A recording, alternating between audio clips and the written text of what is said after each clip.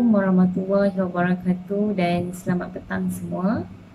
Alhamdulillah, bersyukur kita kepada Allah SWT kerana diberikan lagi keizinan lah untuk sama-sama berada di bulan Ramadan pada tahun ini. Dan insyaAllah pada petang ini saya akan berkongsi satu topik iaitu puasa dan ubat-ubatan. Okay, sebelum saya terangkan dengan lebih lanjut, saya akan terangkanlah dahulu mengenai ubat serba sedikit. Okay, apakah itu ubat? Okay, ubat adalah bahan kimia untuk mencegah, mengawal dan merawat penyakit. Okay, contoh ubat yang mencegah adalah seperti vaksin. Okay, ubat yang mengawal adalah seperti ubat kacang manis, ubat kolesterol, ubat darah tinggi.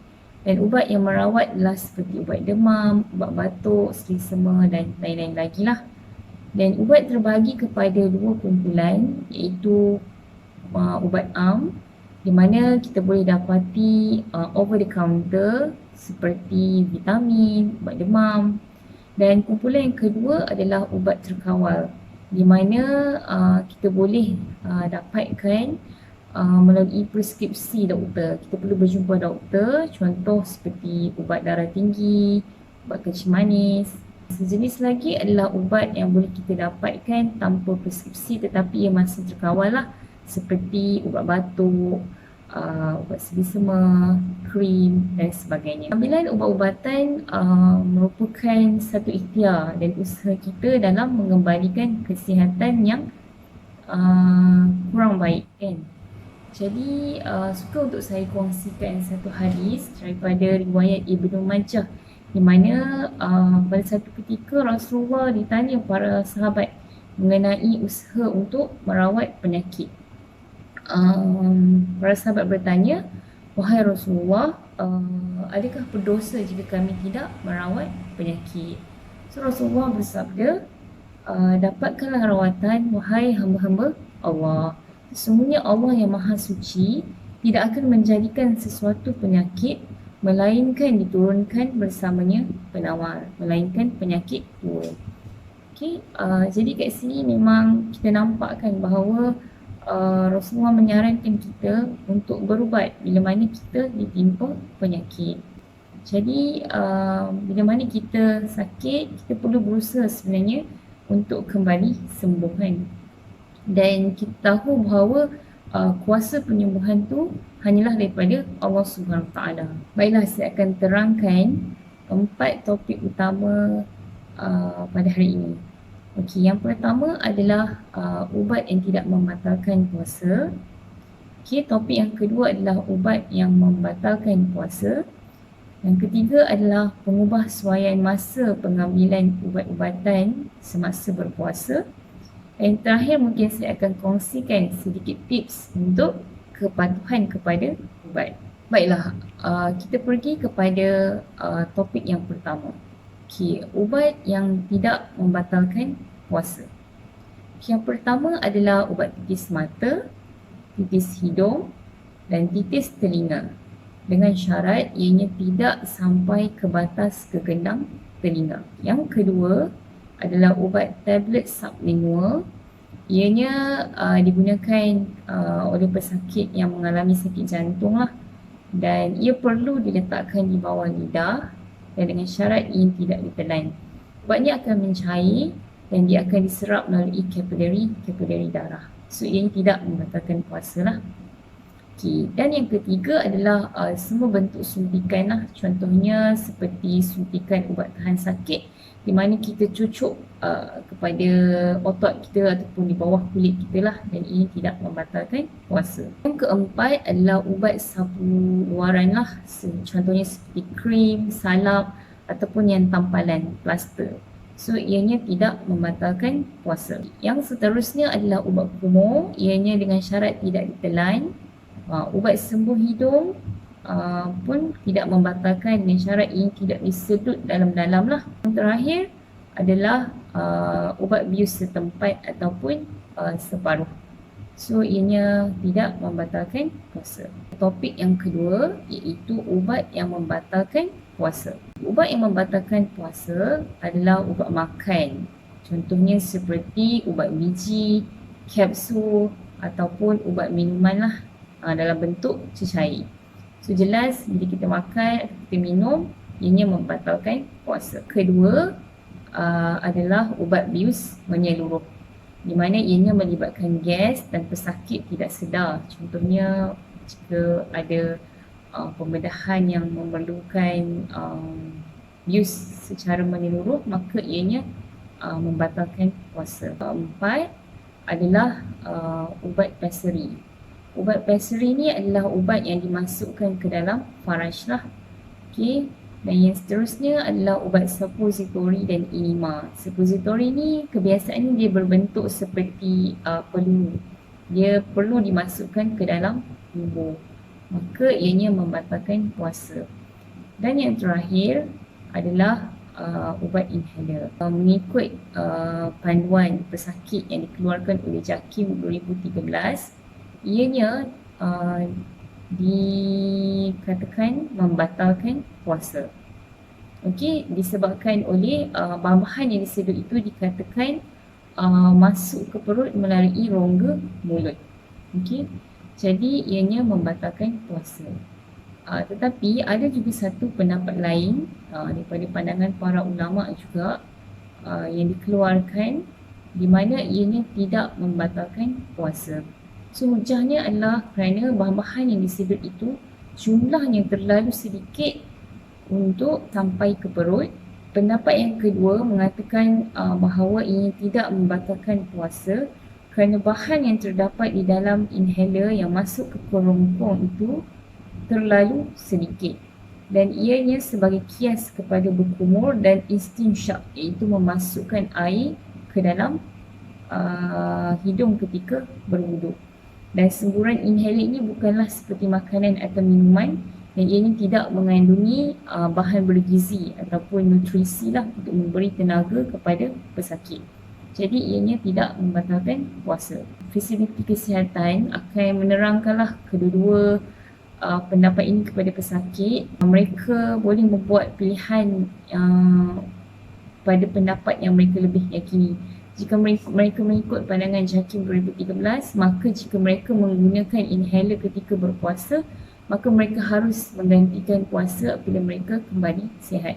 Kebiasaannya mereka yang menggunakan inhaler akan menggunakan ubat pencegah dan juga ubat pelega. So pencegah ni biasanya guna 2 kali sehari, iaitu pagi dan malam. Jadi kita akan sarankanlah untuk gunakan ketika bersahur dan juga selepas berbuka. Dan penggunaan reliever ataupun pelega tersebut jika perlu baru gunalah. Dan kalau kata mengambil pandangan membatalkan, maka mereka perlu menggantikan puasa tersebut. Seterusnya, topik yang ketiga adalah pengubahsuaian ubat ketika berpuasa. Bila mana kita diberikan ubat oleh ahli farmasi, kita akan tengok di label tu kan, akan ada dos berapa biji ataupun berapa ml kena minum, kemudian kekerapan dia berapa sehari, 1, 2, 3 kan. Dan kadang-kadang ada tulis juga indikasi ubat tersebut dan cara mengambil ubat tersebut. Bagi kekerapan yang sekali sehari, kita ambil sama ada ketika kita hendak bersahur ataupun ketika kita berbuka puasa. Bergantung kepada ubat tersebut perlu dimakan sebelum atau selepas makan. Bagi 2 kali sehari pun tidak ada masalah, boleh ambil ketika sahur dan juga ketika berbuka puasa. Okay, bagi kekerapan yang 3 kali sehari, so bagi bulan Ramadan kita boleh ambil ketika kita bersahur, ketika kita berbuka puasa dan juga sebelum kita tidur. Dan yang 4 kali sehari kebiasaannya mengikut jenis penyakit. Jika memang memerlukan untuk makan 4 kali sehari, maka mungkin pesakit akan dinasihatkan untuk tidak berpuasa lah, diharuskan berbuka dan perlu menggantikan semula. Tapi jika ada ubat yang boleh ditukar kepada alternatif yang lain, itu lebih baik, dan kita sebenarnya boleh berbincanglah dengan doktor yang kita jumpa. Bagi penggunaan insulin pula, iaitu mereka yang cucuk insulin bagi penyakit kencing manis, di mana insulin ini digunakan untuk mengawal paras gula dalam darah. Okey, bagi mereka yang cucuk insulin, perlu juga mengubah suai masa dan juga dos mereka atas nasihat doktor dan juga ahli farmasi. So, sebaiknya pesakit perlu berbincang dahululah sebelum melakukan sebarang pengubah suaian. Insulin ini terbahagi kepada 3 jenis, iaitu yang pertama adalah insulin blood vessel, di mana insulin ini kebiasaannya kita cucuk pada waktu malam sahaja, sehari sekali sahaja. Bila mana kita masuk ke bulan Ramadan, kita akan cadangkan pesakit untuk cucuk lebih awal sikit lah, selepas kita solat maghrib, contoh seperti 8 hingga 8.30 hingga 9 malam. Okey. Dan dos kebiasaannya dikekalkan, tetapi jika ada risiko hypoglycemia. Apakah itu hypo? Hypo adalah paras gula dalam darah terlalu rendah dan bacaannya kebiasaannya bawah 3.9 mmol per liter.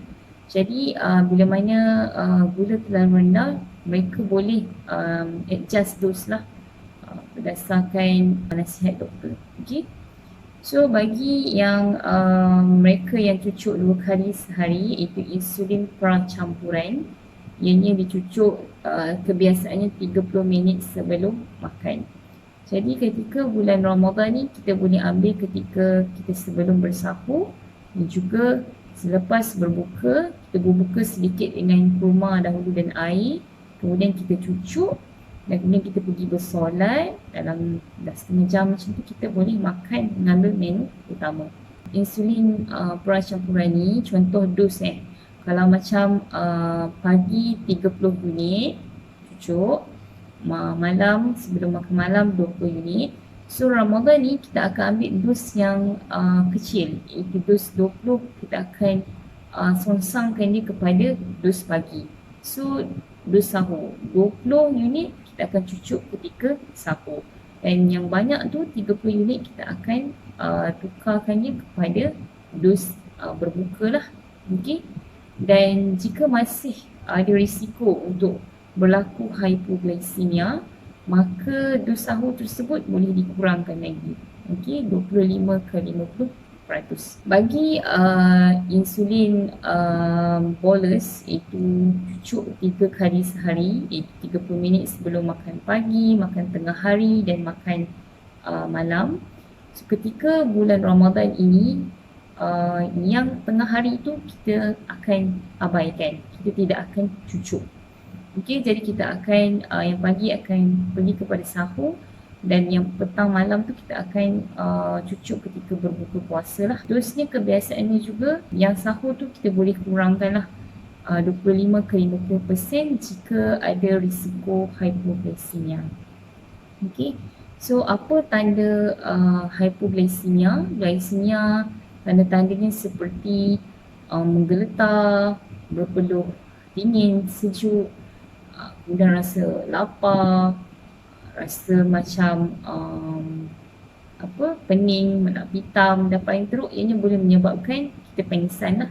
Bila mana keadaan ini berlaku, kebiasaannya kita sarankan untuk berbuka puasa. Untuk pesakit kencing manis juga, dia perlu tahu apakah itu hypoglycemia dan dehidrasi lah. Topik yang keempat adalah tips untuk kepatuhan kepada ubat. Patuh kepada ubat ini bermaksud kita mengikuti arahan dan nasihat yang diberikan oleh doktor atau ahli farmasi berkaitan ubat-ubatan kita lah. Okay. Jadi apa pentingnya kita patuh kepada ubat ni? So, yang pertama adalah kita boleh mengembalikan kesihatan kita lah pada tahap yang optimum. Kemudian kita juga boleh mengekalkan tahap kesihatan kita dan mengawal penyakit yang kita ada tu. Kemudian kita juga boleh mengurangkan komplikasi ataupun kesan adverse akibat kita salah ambil ubat dan kemudian dia juga dapat mengurangkan kos lah untuk pertambahan rundingan ataupun hospitality. Apa tips yang saya akan share? Yang pertama adalah perlu mengenali ubat kita. Ubat apa yang kita makan, berapa biji, berapa dos yang kita perlu ambil, kemudian kekerapan berapa kali sehari dan cara pengambilan macam mana kan. Perlu ditelan ke, perlu dikunyah ke. Jadi ini tu penting. Tips yang kedua adalah kita boleh ambil ubat pada masa yang sama setiap hari dan kita kaitkan dengan aktiviti harian kita. Contoh ketika bulan Ramadan ni kita ada masa sahur dan kita ada masa berbuka, kita ada juga solat tarawih, aktiviti harian kita. Jadi ianya menjadi panduan kepada kita untuk mengingati masa bila kita perlu ambil ubat kita. Yang ketiga, kita boleh menggunakan alat bantuan, contohnya seperti kotak pil. Mungkin sekarang ni dah banyak sangat inovasi terkini yang mereka lakukan pada kotak ubat. Ada yang ada alarm sekali, so boleh tahu pukul berapa perlu makan ubat. Dan kita sekarang pun smartphone canggih, so boleh set alarm pukul berapa nak ambil ubat tersebut. Seterusnya adalah kita boleh juga menggunakan alat bantuan khas seperti pemecah ataupun pemotong tablet bila mana kita perlukan dos yang sepatutnya. Sebab kebanyakan pesakit dia kadang-kadang tak nak ambil ubat ni sebab dia rasa susah nak dapatkan dos separuh tu. Contohlah ubat yang tablet kan. Jadi sebenarnya kita ada alat khas yang boleh membantu memudahkan proses mendapatkan dos tersebut. Kita boleh gunakan pelekat lah, speaker ke pada kita punya kabinet ataupun kotak pil kita supaya benda tu boleh mengingatkan kita. Sentiasalah bincang dengan doktor ataupun ahli farmasi anda jika anda mengalami kesukaran yang amat sangat untuk patuh kepada arahan tersebut. Sebab kita bolehlah memberikan beberapa tips ataupun jadual pengambilan ubat untuk memudahkan urusan kita. Dan kita pun ada ubat yang lebih baik untuk di-prescribe jika kepatuhan kepada ubat ini sangat rendah. Yang terakhir sekali adalah pesakit perlu berjumpa dengan doktor ataupun ahli farmasi jika mengalami kesukaran yang amat sangat untuk patuh kepada arahan yang diberikan.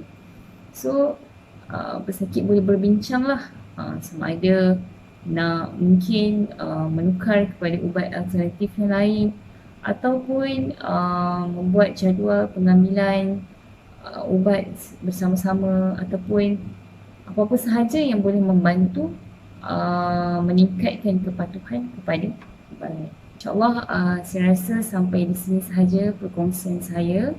Diharap dapat memberikan manfaat lah sedikit walaupun kita sudah menepasi 1/3 Ramadan. InsyaAllah jika ada sebarang pertanyaan ataupun keraguan, bolehlah anda berjumpa dengan doktor ataupun ahli farmasi yang terdekat. Anda boleh pastikan kenyataan tersebut ataupun nak bertanya kepada kami pun insyaAllah saya cuba untuk menjawab. Dan semoga kita semua dapat meneruskan amal ibadah di bulan puasa ini dengan tahap kesihatan yang terbaik insyaAllah. Dengan itu, wassalamualaikum warahmatullahi wabarakatuh.